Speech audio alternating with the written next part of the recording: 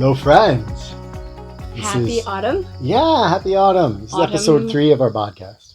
Autumn equinox has come. It has, hasn't it? And where we live, at least, it is feeling very much more autumnal. It's green behind us here, but don't let that fool you. If we look out over the hills right now, the colors are marvelous. Oh, it is really beautiful. There's something magical about this time of year. I mean, I love spring. I love the other seasons, but there's a quality to this time of year that I don't feel in other seasons.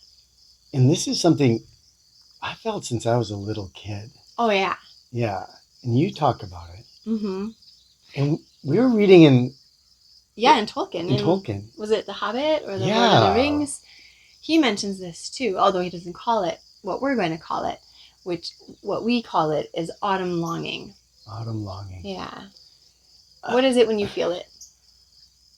I don't know. I mean, this is one of these things that, how do you even describe it? Because it's not, I'd call this an emotion, but it's not an emotion that we have a word for in our culture. Oh, I always interrupt you. No, there's no such thing as interruption. It's like with you.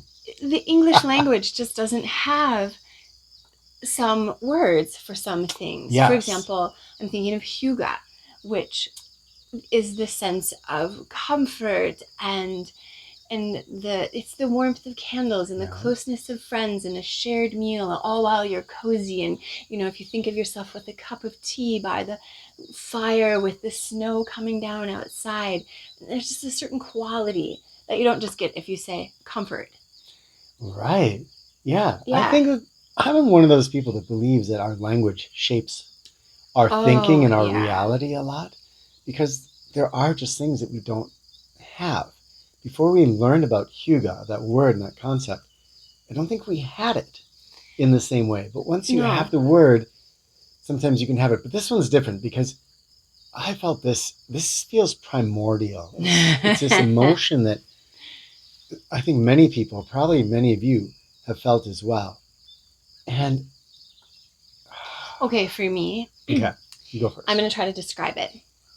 I get a sense of nostalgia or a longing, a sadness, also a desire to move, go out for a hike or wander or leave my home. I mean, not necessarily my family, and go forth through the trees that are changing color, and that's part of it. And part of it is a freshness of the air and a kind of enlivening of my senses. But I still have I don't want to say it's a sorrow or a grief. I mean, I've been trying to think, why do I feel this way? Is it because things are dying and it's the natural cycle of things and winter is coming? Or is it because for so many years I had to go to school at this time of year, and so it was as though symbolically my childhood was ripped away from me every time this time of year? Or anyway, I'm waxing on. No, I think it's similar for me. I always thought of it as this feeling like I wanted to put on a backpack, and it had to be kind of an adventure-y backpack made of leather and not canvas. A sports gear backpack. No, and just wander off with a staff and a sword at my side and go off on some kind of grand adventure. But then sometimes it feels like it's a memory. And I've had other memories, feelings that are like memories. That's probably another topic. But sometimes it feels as if it's this barely remembered memory that's at a wisp, just at the edge of my consciousness, that I almost can remember, but I can't. And it's somehow important. There's something there that it really matters, but I can't find it. Yeah. It's like a word that you're trying to remember that's kind of on the tip of your tongue, but it's not coming to you. But instead of a word, it's a feeling. And maybe that's where the nostalgia is for me too. It's missing something that I used to have or do or be, yet if someone pressed me for it, I would not be able to say what that is. This strange, mysterious feeling that comes at autumn, and it's made up of the scents and the sights, and then this emotion that just wells up inside. I liked how you said primordial, because in some weird way, it almost feels as though, you know how when you sit around a campfire and you have fire and you have that certain feeling from fire and you kind of think, oh, I could feel my ancestors going back and back and back and back, feeling the comfort around the fire. It's that same feeling. Do my ancestors back and back and back and back have also this feeling? At least those that maybe experienced a shift of the seasons. I mean, we lived in Hawaii and it also shifts there, but just not as dramatically. So is it just genetically in my makeup, or? It's interesting that you say that, because for me this has a feeling, it has a longingness to it, but there's also a comfort in it, a belonging, a sense of belonging. So I wonder if it'd be nice to know if this is primordial. People that didn't go to school, did you feel this? Because I wonder about what you said. Yeah, okay, so how many of you experienced this or something equivalent? I mean, again, we don't have a word in our culture, but this autumn longing, do you experience it? Yeah, and let's take a poll. If you didn't go to a normal public school, gotta go in the fall, do you feel this, or is it a product of our culture? I'm curious. Yeah. And how would you describe what you feel, and are there things you would add to it? Do you notice it year after year?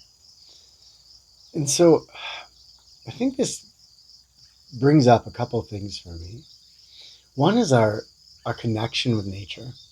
And this is something that for a lot of us, we can be so severed from. Yeah. And when we do start to reconnect with nature, often we start to feel emotions that are unfamiliar.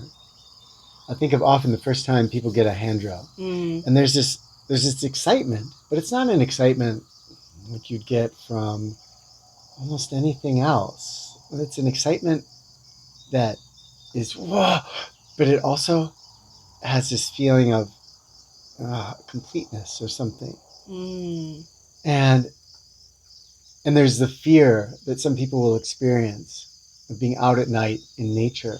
Yeah. And that fear can be different, I think, than the fear we feel from a scary movie, for instance, because it also has, to me, these nature feelings are always tinged with this sense of belonging or remembrance. When you say nostalgic, to me, yes, nostalgic, but not just for childhood or things that happened maybe in this life, but for something that's so basically us that we can't even see it anymore. Yeah. From the context of our current cultural paradigm.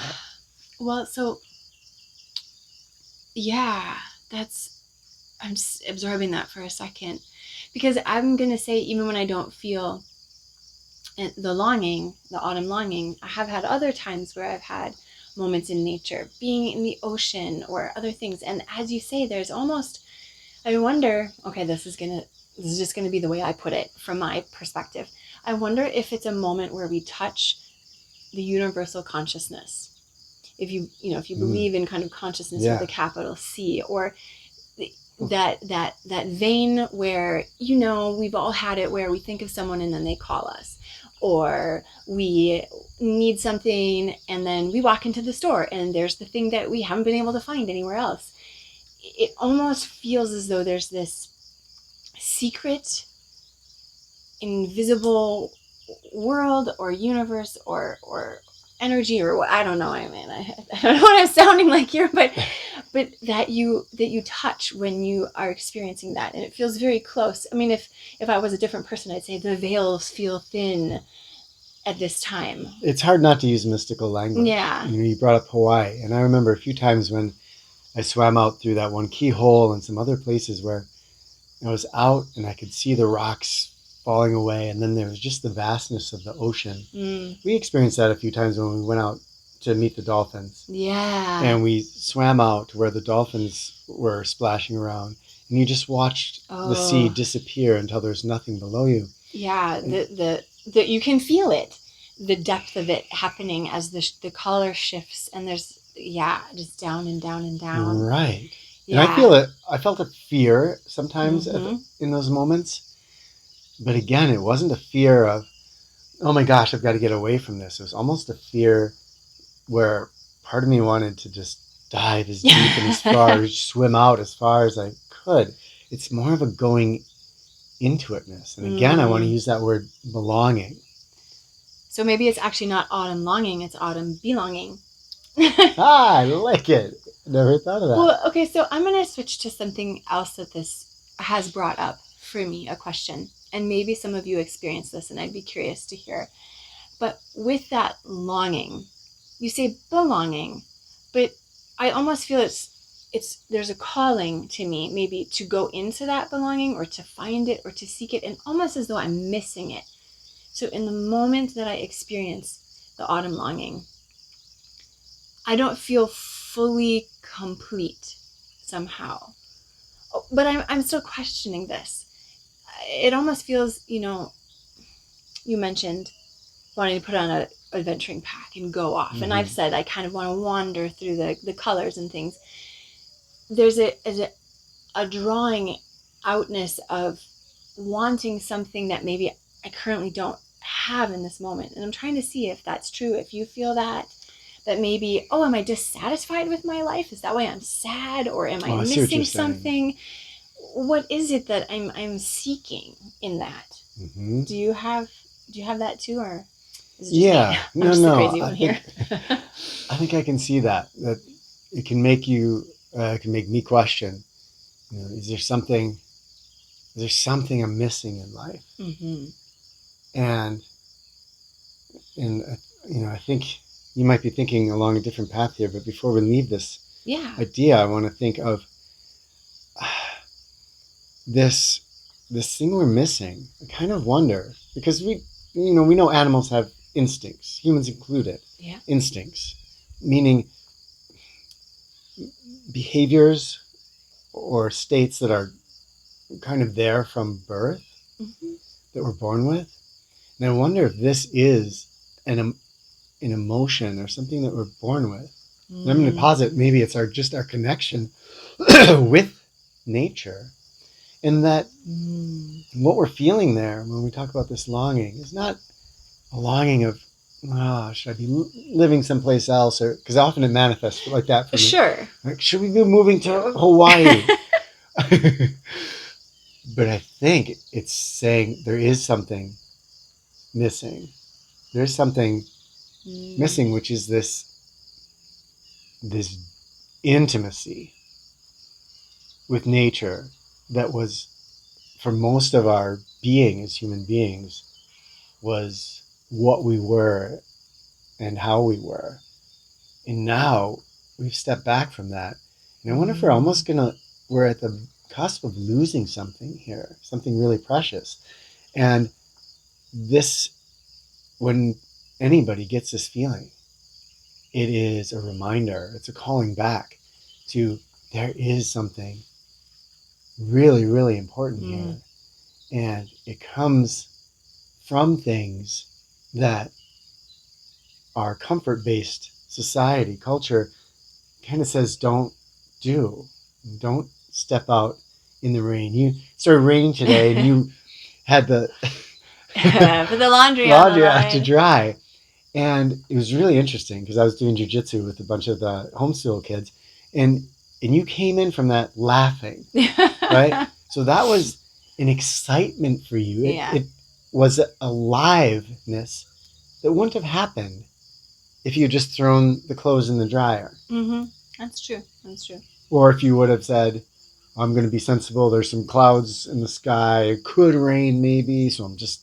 Well, that's why I'm laughing, because I was sensible. I knew that there was weather coming, and I said to myself, when I go down the stairs, I should pick the laundry up off the line and bring it in. And then I got distracted processing wild grapes, and then I heard the rain, and of course, I thought that was hilarious, because our little human brains, which we think are so amazing, we talked about this in the last podcast, we're the best, we're the most awesome. I mean, I can't even remember a simple thing such as go get the laundry before it rains, even though I've already told myself that once. I mean, I have to have a post-it note on my forehead or something, so then someone can say, what's that on your forehead? It says laundry. I don't know.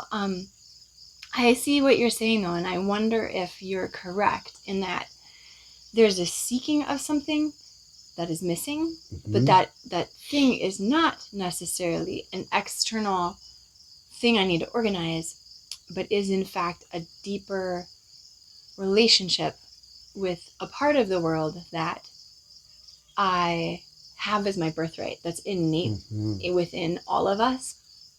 And that's just really a good thing to ask ourselves when we get that. I think maybe it's also a good time to just stop when we feel that and ask ourselves and maybe connect with nature and say, hey, is there a way I can get more of this nature connection? Are there ways I can keep that aliveness? And also maybe just a good time to say, well, is there anything I do want to change in my external world that would shift my life or would allow me a deeper joy or a deeper fulfillment or deeper satisfaction? Because there might be things that I'm doing. I might be caught in a job that's just really not serving me or not allowing me to live some of the most basic important things in my life. I might be in a relationship, or I might be in a place that's just not good soil for my roots. Yeah. And conversely, there may be opportunities in your life that are better soil that you are scared to go into. And maybe this is saying to you, yeah, no, do that thing that your heart is telling you to. Sometimes I think that's why this culture we've created is so successful in kind of trapping a lot of people, because we hear from a lot of people that just feel trapped and feel like the things that they really want to pursue in life are just beyond them because they're afraid to leave that comfort bubble. And the people that we see it, the people that leave that comfort bubble often are going to do amazing, great things. Sometimes they're going to crash really hard and burn, but their lives will tend to be sometimes both extraordinary. Sometimes both, yes. Yeah. And perhaps more vibrantly lived than if we just chose comfort the whole time. And I wonder if we have perhaps unwittingly created a culture that caters to some of these natural desires, but in a kind of weird, twisted way. So I sit here and I have a longing, but that longing sort of translates into, gosh, I wish I was better known on YouTube, or gosh, I wish I had more this or that, instead of it being directed towards what would truly create fulfillment. And we know this is a story often of our culture, is that we don't find fulfillment. We just find it's the alcohol, it's the drug, it's the gaming addiction, it's all these things where we're just feeding ourselves, trying to get more and more and more and more in an endless stream. Or on another side is the list never ends. If it's the perfectionism that you seek, you're never good enough. You've never got your house perfect enough. You yourself are not perfect enough. And so there's always this, you're a failure. I mean, wow, there's a lot of traps in our culture. Yeah. Yeah. So maybe no wonder why we long. Let me get the door. Oh, yeah, okay. No wonder why we feel longing. Yeah. I wonder if it's just to connect with a self that a self that's connected to something else. I'm going to say nature, but to that feeling of being a part of something, and of loving the rain falling down, or loving the feeling of that fear, but yet interest and curiosity. Yeah, gosh, it's just so much coming in at one time. It makes me think of our forest monks at ReWild University. I think that is what they were seeking. So they were going along and maybe they had addictions, video games, substance, whatever else. And not everyone did, but what I'm saying is in all of them there was a desire to connect and find who they were within the context of nature, and take all of that society stuff away to just for a second see yourself as you are reflected in what nature is and what you're capable of and what is meaningful and what is life and what is joy and what is satisfaction without the other static of our culture. Yeah. Sometimes I get sad that we're not running those programs anymore, because I feel like there's some other long-term programs out there, but often from what I've learned about them, there can be so much kind of dogma and structure around them that people don't have that freedom to just explore. And I think that freedom is what made that so magical. So the question is, how can we answer this call? How can we move deeper into this without going and becoming a forest monk at ReWild U? Right, without leaving your life, because essentially, that is the thing. How do you stay in what you're in? I mean, obviously, maybe there's changes you need to make, but the point is, you're not deciding to go off and live in the Alaskan wilderness and dog sled your food in and all of that. You're going to stay here in this culture. You're going to have a phone. You're going to talk to your family. You're going to text people. So you're going to keep doing that. How can you live in that world, but also connect more to that? I say autumn longing, but then really there's a deeper word that we don't have any meaning, or not meaning, any definition for, a word for. Yeah. Well, what's the answer, Kenton? It's tough, because the culture we live in gives us so much distraction. Yeah. And so to attend to the things that are truly meaningful, I often use a child coming up to you, your child, or any child coming up, to look into their eyes, to give them your full attention, to actually be there with them, instead of, yeah, what do you want, kid? Well, my mind is doing all kinds of other stuff. We're so well trained into this that it's tough. But I think that there are a couple steps we can take. And one of them is venturing into discomfort a little bit. And this is super multi-layered. We can think of this superficially, like the way you ventured out into the discomfort of the rain, which literally some people, would be shielding themselves against the rain as if it was acid. You were able to feel it and experience it. And the key there is, when you go into the discomfort, we can do it taking it as discomfort. So, okay, I'm going to fight through this. Or we can go into discomfort with an open, curious heart. And we can go, I wonder what the rain actually feels like when my mind is not going, oh, rain is bad. And so I can do this with rain. I can do this with cold shower. I can do this with cold or walking in the snow. But I can also do it with mental, emotional states. So my mind so much wants to not be, let's say, sad at all. In fact, often when we feel autumn longing, some of us might push away from it because it has a signature of sadness about it. Yeah. Yeah. I was finding that. I kept saying, I'm sad, Kenton. I'm having that thing that comes in autumn and I'm sad. And we're so trained to think that sad is bad. And sad is another feeling. And when I was able to categorize it as autumn longing, I thought, oh, well, that's part of it. In the same way, if I'm experiencing hygge and I'm experiencing coziness and this and that, autumn longing has this, it tugs on your heartstrings. And that's okay to feel that way. So, so changing that verbiage that we use, the mental concept that we wrap around something. So if we take discomfort and we instead call it vibrancy, that's great. Then, we start to say, okay, how can I find some vibrancy today?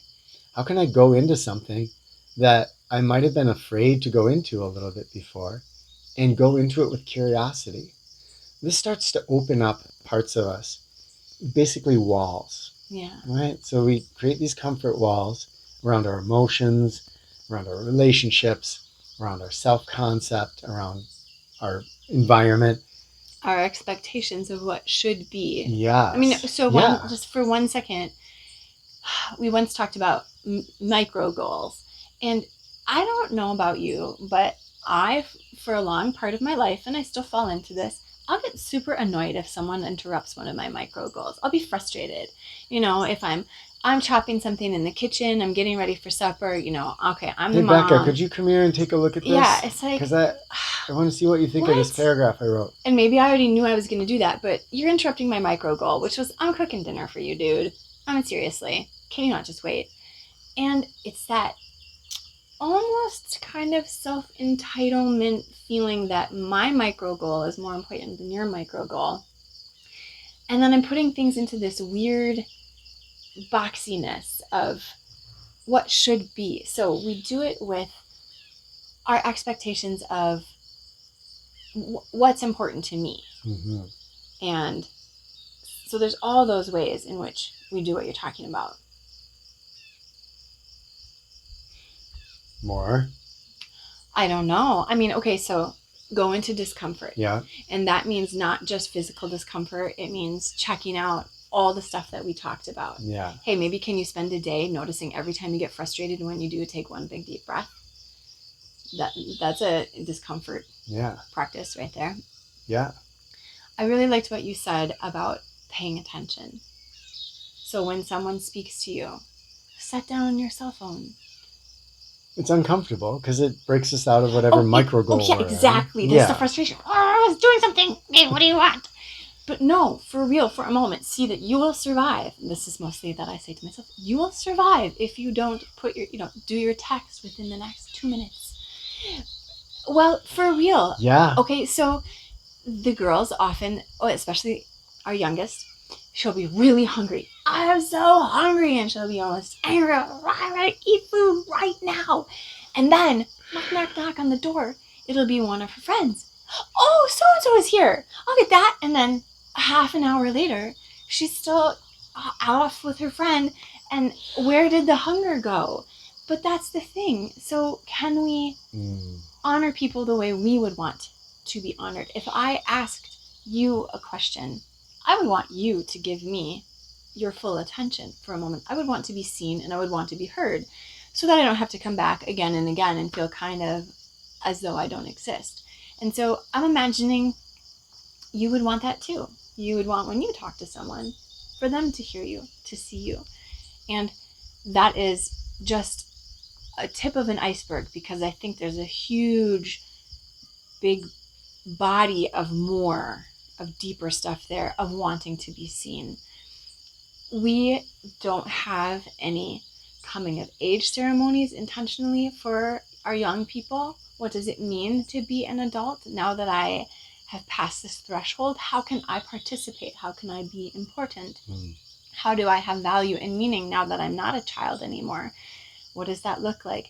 Nor do we have, think of Selfreliance, think of Walden, think of people who took time to go off to find themselves or to figure out what the world meant.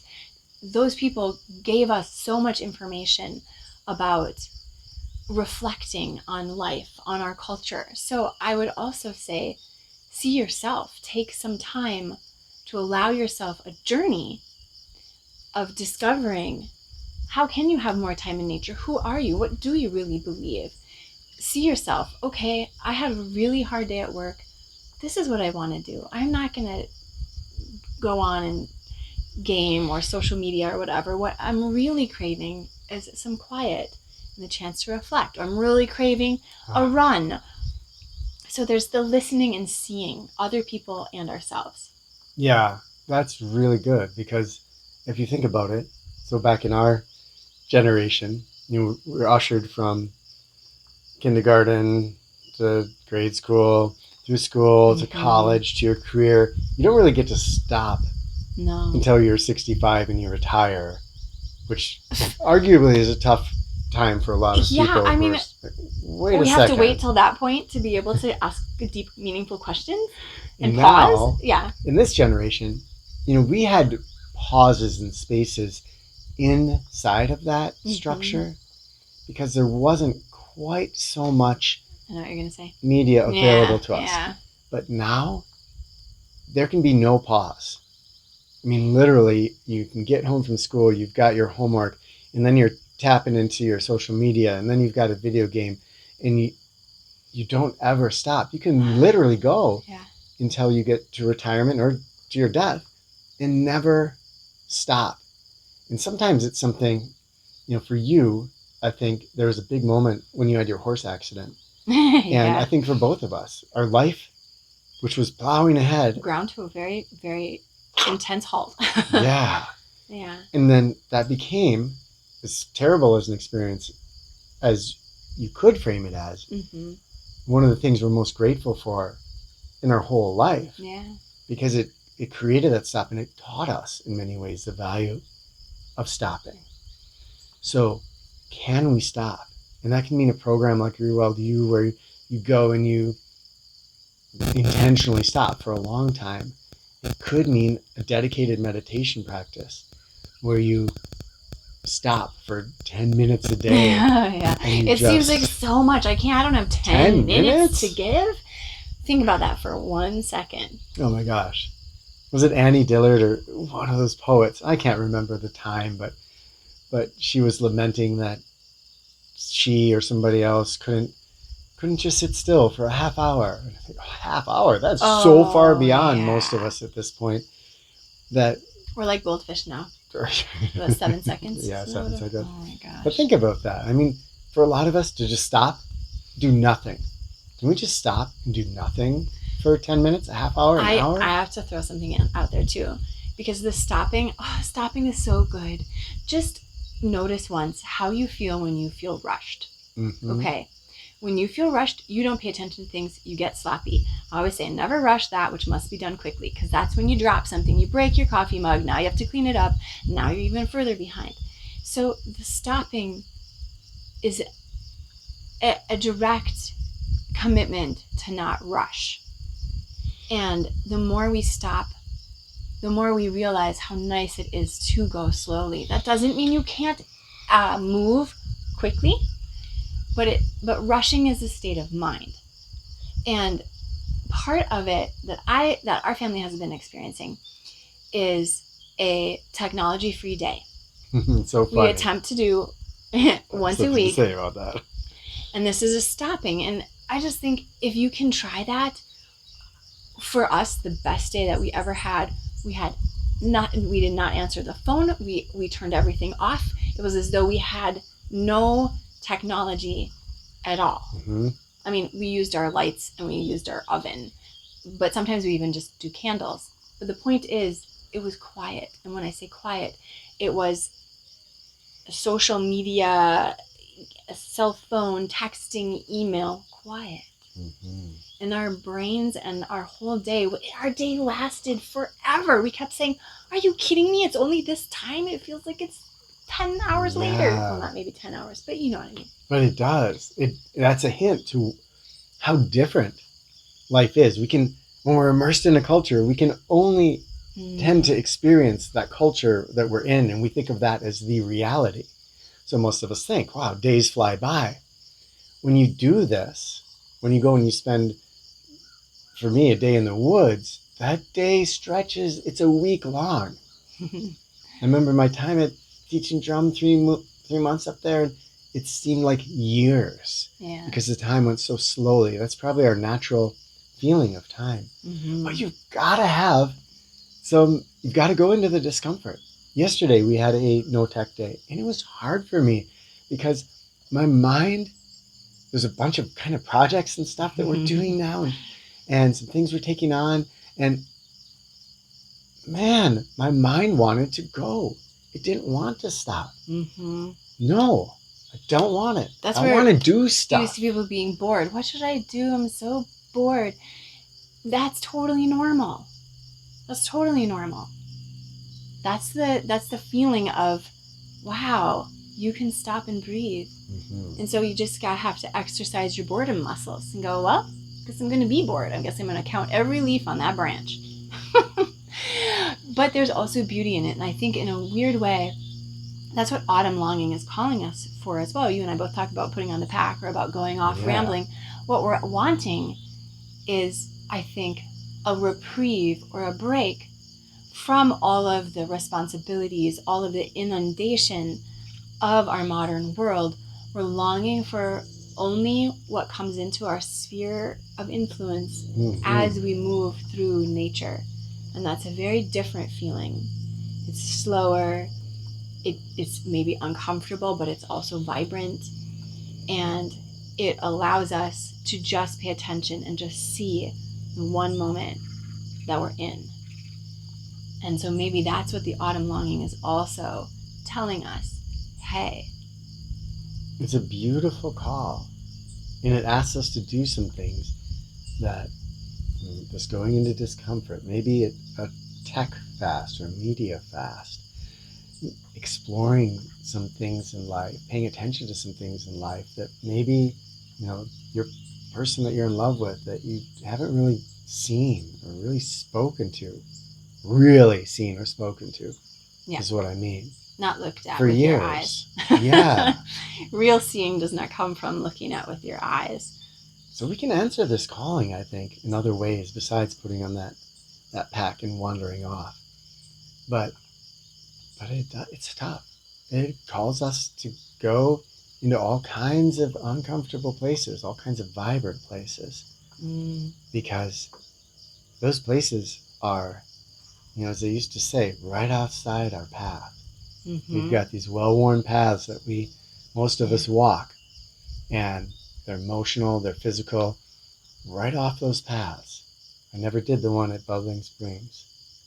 Right off the path, there was that little pond, that little swampy pond. And I wanted sometimes at night to just walk out there. It was only 10 feet off the path and swim across that. I never got the courage to do it. But if I had done that, it'd be something that wouldn't have harmed me, and I would remember it forever. Being under those trees, in the cold spring water, the muck under my feet, the darkness of the night, that vibrant experience was waiting there. And these are waiting for us, right outside the current confines of our life, the current walls we've put up. Or the ruts that we've established. Yeah. Wow. Who knew that was all going to come out? So do it. We've all got to do this. Okay. I mean, we all have to remember this because this is important. This is what it is to be human, is to feel these vibrant things, to feel things like love, to feel sensations of pain, fear, to feel cold and warm, to feel comfort, because I don't think we can even feel comfort anymore. If you have comfort all the time, you don't understand it. It becomes an entitlement instead of something to appreciate. Something to really appreciate, because comfort is such a wonderful feeling if you're not in it all the time. Well, so lately it's been getting cooler at night, and Mirabelle has been saying, leave the window open because I kind of want to be cold so that I can snuggle under the covers and want to be under the covers, and I want to cuddle with Liliana. And if it's just perfectly warm, I won't really want those things in the same way. We're going to experience that in this new house, because this house is going to be colder in the winter than what we're used to in that last one. And I'm excited that she's excited about that. Yeah. Because there is something in there when we love those moments. The same with people. Can we come to where we can see whoever we're living with or interacting with, to see their sadness is not bad, but to just see it as, oh, okay, it's raining out right now. What does that feel like? And go into it a little bit more. So we're encouraging you and us, because we need our work on this too, but encouraging all of us to go into this. If you're feeling autumn longing right now, sit with that emotion a little bit. See what it holds for you. And if there's other places in your life where you feel that sudden little urge to go deeper into life, explore it. Yeah, sometimes it can land us on our...